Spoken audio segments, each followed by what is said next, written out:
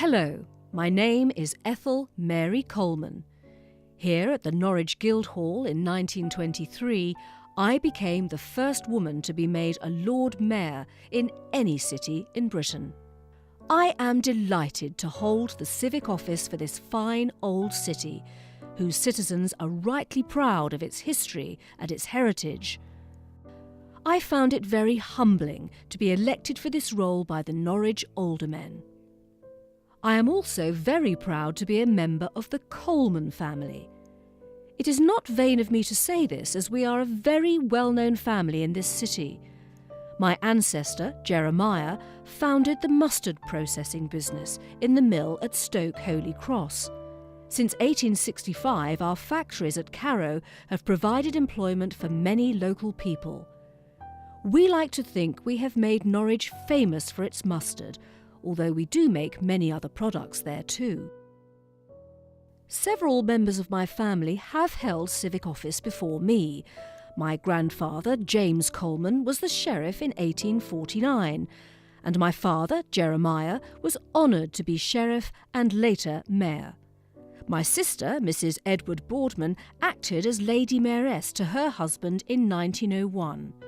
My late sister, Mrs. Stewart, strongly believed in the importance of women taking public roles, and I have accepted this position on her behalf, as I am sure she would have been chosen for this role had she lived. I invited my other sister, Miss Helen Colman, to act as my Lady Mayoress, and she has graciously accepted. We have dedicated ourselves to the welfare and education of the people who work for our family business. My sister and I both believe in the importance of education, both for boys and girls, men and women. We are long-term supporters of the movement for women's suffrage, although I cannot say we wholly approved of all the violent protests that took place before the Great War. With our strong religious convictions, my sister and I believe only in peaceful protest. It is now recognised, even by men, that women made a magnificent contribution to the war effort, both in keeping the factories going at home and in caring for wounded and dying soldiers. Nurse Edith Cavell of this city even gave her life. After such terrible losses of our young men, we women have stepped forward in all areas. The fact that women like us, over 30 years of age, now vote and hold important public service roles illustrates just how far we women have come.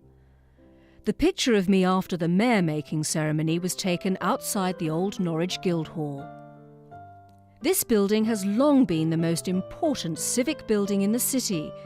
It has housed accountants and tax collectors, sheriffs and mayors. Civic portraits were hung here, all of course men, and we had storage space for records, money and the magnificent civic regalia.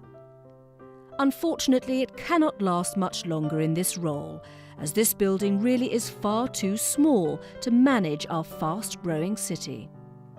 At the moment, the Guildhall also houses our local courts, and as Chief Magistrate, I am very familiar with the courtroom here.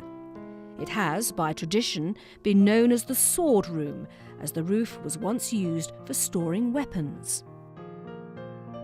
The cells beneath the building are still being used, but happily most prisoners today do not stay in these conditions for long. Poor Bilney spent his last days in the Undercroft here before his dreadful death in the flames at Lollard's Pit over 400 years ago. Today we have a much more sanitary prison built on Knox Road, well outside the city centre. I think the finest room here is the Mayor's Council Chamber, with its fine stained glass and ancient wood carvings. I must confess that this building can be very cold in the winter months, and I was glad to be wearing my thick robes of office. I am looking forward to my year as Lord Mayor of this fine city. I am sure I will be opening many fêtes, attending many public dinners and meeting many local people. I will be actively supporting our beloved Norwich Music Festival. I am so proud to be the first woman in Britain to hold this role of Lord Mayor in 1923.